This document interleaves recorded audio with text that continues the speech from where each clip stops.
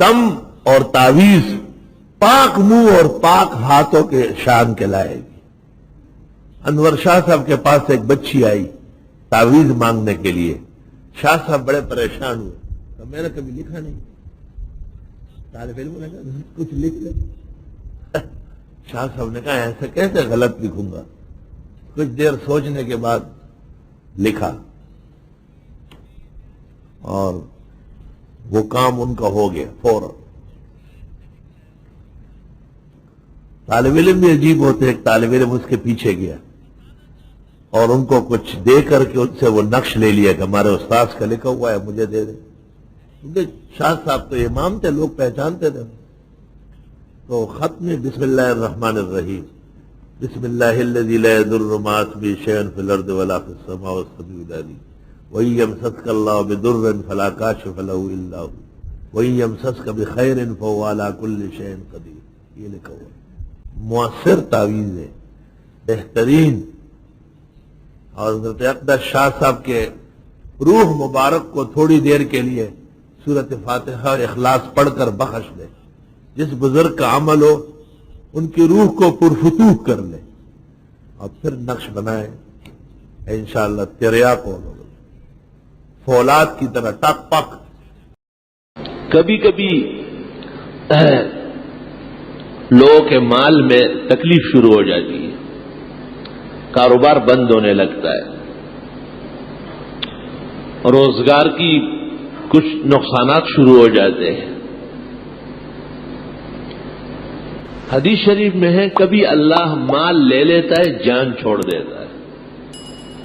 معلوم ہوا کہ تکلیف اور مصیبت اس شخص پر یا اس کی آل و اولاد پر آ رہی تھی، اللہ تعالیٰ نے اس کو ٹال لیا۔ مال کیا ہے؟ المال غاد دن ورائے ہو، مال صبح و شام آتا جاتا ہے۔ پشتو میں کہتے ہیں کہ مال کیا ہے؟ یہ تو تلوے کا میل ہے، ہاتھ کا میل ہے۔ مال تو آتا جاتا ہے، زیادہ ہو یا کم ہو، انسان جب تک رہے گا کچھ نہ کچھ پاس رکھے گا، لیکن اس کی زندگی، اس کی اولاد، اس کے اعزاء، اس کے گھر بار کی عزت و شرف، اس کا باقی رہنا بہت ضروری ہے۔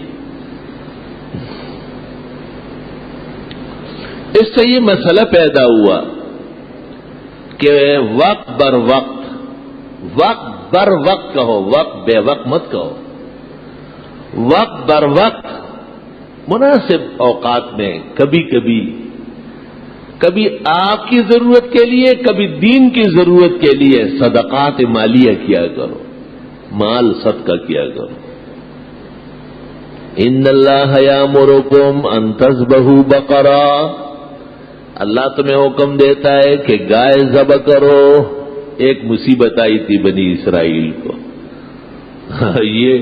یہ صدقے میں کالا بکرا کاٹتا ہے، کتنا کم عقل ہے۔ دیکھو، کالا بکرا تو خود بلا ہے، بلا سے ٹلتی ہے، توبہ کرو، بلا تو طہارت سے ٹلتی ہے۔ علماء کو چاہیے کہ خطبوں میں کہے کہ کالے رنگ کا تو قطن نہ کاٹے۔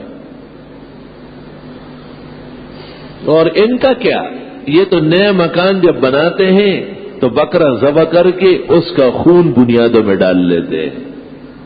تو میں پوچھتا پہلے تو یوں ہو کہ خون پاک ہے یا پلیت؟ تو گھر کی بنیادوں میں گھر کا خیر خواہ اور مالک خود کبھی نجاست ڈالتا ہے کہ آپ نے ڈالی؟